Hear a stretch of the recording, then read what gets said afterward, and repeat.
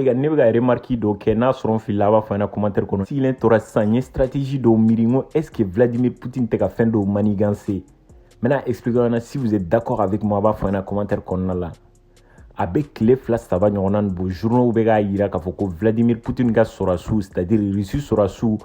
ils sont à 15 km de la capitale ukrainienne n'o ye Kiev ye ko kilomètre 15 de b'u ni capitale ni ɲɔgɔn cɛ a bɛ tile 2 3 ɲɔgɔnna nin bɔ u tɛ ka se ka don capitale kɔnɔ bon ne ye n sigi ka miiri en plus journaux bɛ k'a jira k'a fɔ ko u t'a dɔn Vladimir Poutine bɛ ka stratégie min kɛ pour que ka capitale encercler ko mais méthode dɔw de b'a bolo a bɛ fɛ ka capitale encercler pour que ka don u kan bon ne ye n sigi ka miiri ne ko n ko est ce que nin tɛ Vladimir Poutine ka stratégie ye parce que a y'a dɔn sisan k'a fɔ ko européens ye sanction bin ale kan sanction nu bɛ ka retourner u yɛrɛ contre de la sisan parce que mankanba de wulilen don Europe nin wagati in na européens yɛrɛ ukrainiens nɛgɛ bɛ ka bɔ u la parce que sanction minnu binna Russie kan a bɛ ka jouer olu kan kosɛbɛ n bɛna expliquer aw ɲɛna vidéo tɛmɛnenw na n y'a expliquer aw ɲɛna k'a fɔ ko américains y'a décidé ka sanction bin Russie ka gazi n'a pétrole n'a charbon ni fɛnw kan bon o kɛlen sisan Amérique président a yira k'a fɔ k'ale ni européens de y'u sigi ka hakilina in ta komi européens ma sɔn ka sanction bi gazi ninnu kan parce que u b'a dɔn n'o kɛra u tɛ se ka tobili kɛ bilen en plus nɛnɛ b'u ka mɔgɔ baden de minɛ tout européens ko ko non k'an ka gazi ko ni pétrole ko nin to yen an tɛ se ka sanction bin u kan nin wagati in na parce que an ka pétrole n'an ka gazi fanba bɛ bɔ Russie de n'a décidé k'a fɔ k'an bɛ sanction bin u kan nin wagati in na a da man di européens na donc k'u bɛ san 5 san 6 ɲɔgɔnna ninnu de d'u yɛrɛ ma u b'u yɛrɛ préparer pour que u ka Russiw ka gazi ye k'a to yen u ka bɔ ni gazi ye yɔrɔ wɛrɛ i n'a fɔ Algérie ni Amérique ninnu o ni Norvège n y'a fɔ a ɲɛna k'a fɔ ko gazi min bɛ taa Europe kɔnɔna la 41% ɲɔgɔnna ninnu bɛɛ bɛ bɔ Russie de 24% de bɛ bɔ Norvège 11% bɛ bɔ Algérie donc u bɛ fɛ k'o diversifier ka bɔ ni caman ye Norvège ka bɔ ni caman ye Algérie ani fɛnɛ ka bɔ ni caman ye Amérique donc n'o kɛra sisan u bɛ kɛ indépendant ye Russiw ka gazi la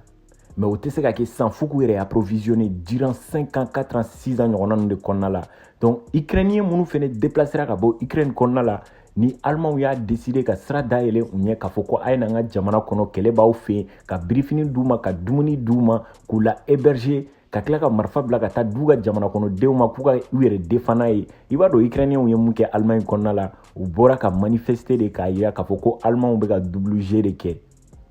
c'est-à-dire ko Allemand b'olu fɛ u bɛ Russiw fɛ ko parce que Allemand bɛ k'olu dɛmɛ k'u kun bɛ ka ɲɛ ka marifa bila ka t'u ka jamana kɔnɔ pour que k'u yɛrɛ dɛmɛ et tout ko mais munna Allemand bɛ tila ka taa tuguni ka Russiw ka gazi san k'u k'o de jɔ sisan u kana na Russiw ka gazi san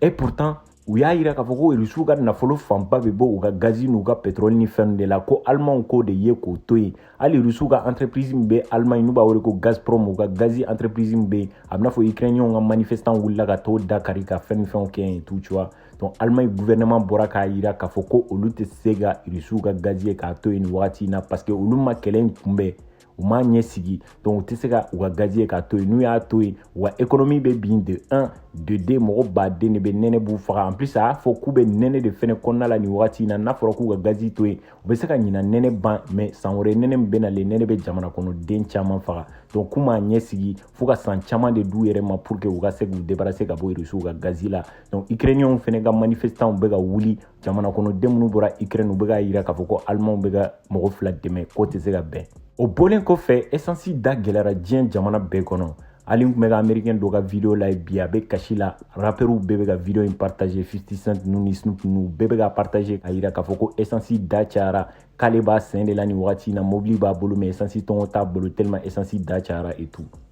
bon k'a jira u la k'a fɔ ko diɲɛ bɛɛ de don mais donc a bɛna fɔ italiens fɛnɛ dépanner de don a la italiens c'est-à-dire gazi min b'u ka jamana bɛɛ kɔnɔna la à 90% u b'a bɛɛ importer de ka na n'u ye u ka jamana kɔnɔna la mais 90% in kɔnɔna la 40% bɛɛ bɛ bɔ Russie de donc olu fɛnɛ tɛ se k'u débarrasser totalement ka bɔ Russiw ka gazi la f'u ka fɛn dɔw de kɛ stratégie dɔw de kɛ k'u yɛrɛ débarrasser ka bɔ a la u bɛ fɛ k'u yɛrɛ approvisionner algériens fɛ yen ani américains fɛ yen donc a bɛna fɔ gazoduc dɔ bɛ bɔ Algérie mun bɛ taa Sicile la directement c'est-à-dire mun bɛ taa Italie mun bɛ taa Europe kɔnɔna la et tout donc nin wagati in na algériens b'u bolo mɔntɔ mɔntɔ u b'a fɔ franchement nin kɛlɛ in a dajara n na parce que an bɛna wari caman sɔrɔ Donc fɛn bɛ ka digi européen na ukrainien dɔw ka réaction de bɛ ka digi européen na parce que Ukraine président bɛ ka bɔ k'a yira k'a fɔ ko européen dɛsɛlen don k'ale dɛmɛ k'ale ka espace aérien fɛngɛ en plus o bɔlen kɔfɛ k'a dɛsɛlen don ka avion ni fɛnw bila ka taa donc européen dun ko k'olu ye fɛn caman ba kɛ nin wagati na olu y'u ka confort bɛ sacrifier c'est-à-dire u jɛra gazi sɔngɔ kɔ u jɛra pétrole ni essence ni fɛnw bɛɛ sɔngɔ kɔ fɛn bɛɛ da bɛ ka yɛlɛn dumunifɛnw da bɛ ka yɛlɛn essence da bɛ ka yɛlɛn fɛn bɛ ka fara u ka facture prix kan n'a fɔra ko Ukraine président bɛ ka continuer k'a yira k'a fɔ ko u tɛ k'olu dɛmɛ o de bɛ k'u dabali ban quoi en plus u ka manifestants bɔlen ka manifester k'a yira k'a fɔ ko donc u ka gazi ye k'a to yen olu ko ko u jɛra fɛn bɛɛ ko mais u tɛ se ka jɛ gazi kɔni ko et tout donc au partir de là moi je me suis dit est-ce que Vladimir Poutine ɲɛ tɛ nin bɛɛ la est-ce que a tɛ k'i sigi k'i miiri k'a fɔ ko nin wagati in na degun b'u kan mɔgɔ minnu ye sanction bin kan sanction bɛ ka retourner u yɛrɛ contre la est-ce que n tɛ kɛlɛ kɛ dɔɔni dɔɔni ka kɛlɛ kuntala janya pour que sanction in ka continuer pour que a ka jouer u kan parce que plus sanction bɛ continuer plus kɛlɛ bɛ continuer plus dɔ bɛ fara sanction kan plus dɔ bɛ fara sanction kan plus a bɛ jouer européen fɛnɛ kan parce que européen fɛnɛ bɛ ka remarquer nin wagati in na k'a fɔ ko Vladimir Poutine bɔra k'a yira k'a fɔ ko ale ta ka gazi tigɛ u la ko n'u bɛ fɛ a bɛ continuer ka gazi di u ma ko mais a yɛrɛ de b'a ka prix choisi donc kɔrɔ b'a yira k'a fɔ ko nin wagati in na a bɛ profiter ka kɛlɛ continuer ka dɔ fara ka gazi prix n'a ka pétrole ni fɛnw kan pour que k'a yɛrɛ rentabiliser et tout parce que européen tɛ se ka jɛ a ka gazi ko nin wagati in na alors les gars ne bɛna semaine kelen dɔrɔn de d'aw ma a b'a jateminɛ ni kɛlɛ in ma ban européen fɛ yen a b'a ye Ukraine ko kuma tɛ fɔ bilen wariko dɔrɔn de bɛ fɔ gɛlɛya min b'u kan o dɔrɔn de bɛ fɔ u ka médiaw la en plus o bɔlen kɔfɛ u bɛ ka Ukraine dɛmɛni min kɛ ka marifa ni fɛnw bɛɛ bila ka taa ne fɛ u bɛ solution ɲini a la parce que ni européen y'a ye k'a fɔ k'u ka confort bɛ ka sacrifier k'a fɔ ko kɛlɛ bɛ ka commencer ka don u yɛrɛ kan économiquement a b'a ye ne b'a fɔ u ka médiaw bɛ commencer ka reçu c'est-à-dire u ka médiaw bɛ commencer ka ukrainiens fasa dali dabila u bɛ commencer ka réalité yira diɲɛ na kɛlɛ min bɛ Ukraine u bɛ ɲina o ko complètement u b'u baser u yɛrɛ ka économie de kan san marifa di ni fɛn minnu bɛɛ bɛ ka kɛ au début olu kun kɔnɔ ko kɛlɛ in tɛna mɛn mais ni Vladimir Poutine y'a ka stratégie continuer k'a labaara ka kɛlɛ kuntala janya a b'a fɔ ne ko ten 1-2 semaines après européen tɛ kɛlɛ ko kuma fɔ bilen en plus u tɛ Ukraine président fasa da bilen u tɛ Ukraine fasa da u bɛ bɔ ni réalité u ye k'a da kɛnɛ kan k'a essayer ka dialogue ɲini pour que kɛlɛ ka ban Ukraine capitale maire bɛ ka bɔ k'u ka sɔrɔsiw féliciter k'a yira k'a fɔ k'u kɛlen don ka Russiw ka sɔrɔsiw la retarder mais ne ka mentalité la ne kɔni ka faamuya la a bɛna fɔ Vladimir Poutine bɛ ka stratégie de kɛ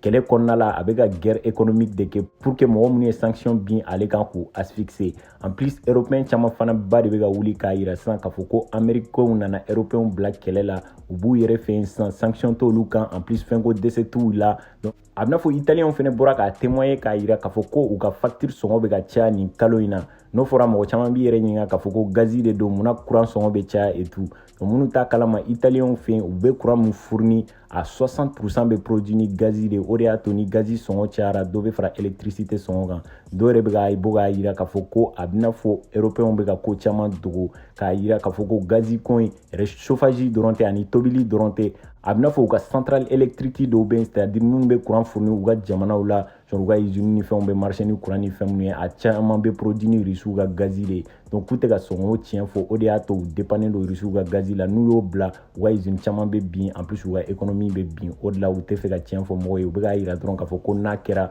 nɛnɛ dɔrɔn de bɛ population minɛ en plus u tɛ se ka tobili ni fɛnw kɛ et tout tu vois ne kɔni ye ko in faamuya tan de n'a sɔrɔ a fana y'a faamuya tan a bɛ se k'a fɔ an ɲɛna dans le commentaire est ce que aw fɛ u retardelen don parce que u tɛ ka se ka don capitale kɔnɔ de wa n'a sɔrɔ Ukraine sɔrɔsiw de bɛ k'u la recaler ou soit aw fɛnɛ fɛ stratégie de don ou pas a bɛ se k'a fɔ an ɲɛna dans le commentaire en plus n'a sɔrɔ mɔgɔ dɔ bɛ yan n'i bɛ Europe jamana dɔ kɔnɔna la situation bɛ cogo min financièrement n'a sɔrɔ buru sɔngɔ gɛlɛyara ou soit essence ni facture parce que a fɔra ko Allemagne fɛnɛ facture sɔngɔ bɛ ka commencer ka gɛlɛya tellement Italie plutôt donc ko facture sɔngɔ bɛ ka commencer ka gɛlɛya parce que